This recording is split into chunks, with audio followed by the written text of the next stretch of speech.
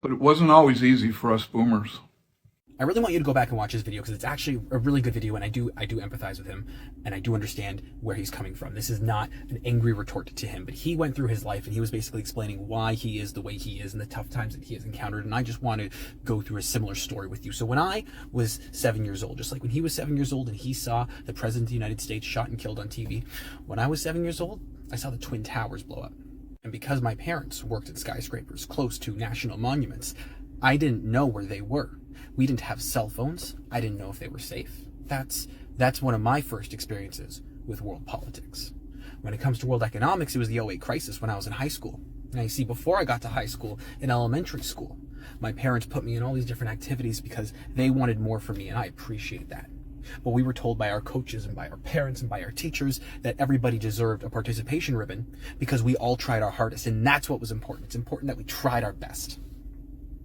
And then we were berated in high school and in university and in the workplace because we didn't try hard enough, because we felt entitled.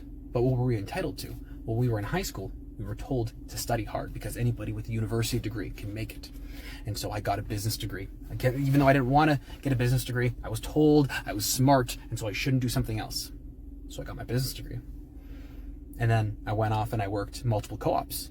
I worked at big banks and telecom companies, and I was miserable. And I was told that I was not willing to work my way up from the bottom. You know, I should just keep trying hard, even though I had worked my minimum wage jobs. And I had worked as an intern, unpaid, in my grade 12 summer, going into university when all my friends were out having fun. And when people were going on vacations, I chose not to, because I needed to save up the money because I knew what future I wanted for myself. And even then, I still wasn't able to afford the life that I have now. I still needed help. Because, as you said, interest rates were 8.6% when you bought your house. Houses were $1 million. Townhouses now are $1 million.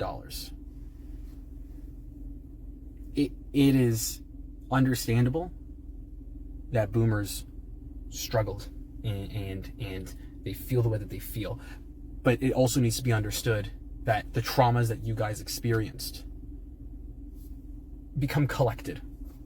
And so all the trauma you experienced as a youth, not only did we have to experience our traumas with 9/11 and the '08 crisis and then COVID and now the COVID crisis in terms of the economy, but we have to deal with the repercussions of all of your trauma from your childhood and the economic fallout from you guys voting in Reagan and Harper and Mulrooney and Thatcher. That's what we have to deal with. And I'm not mad at this creator, this person specifically, but I think it's fair that millennials and Gen Zers are mad in general.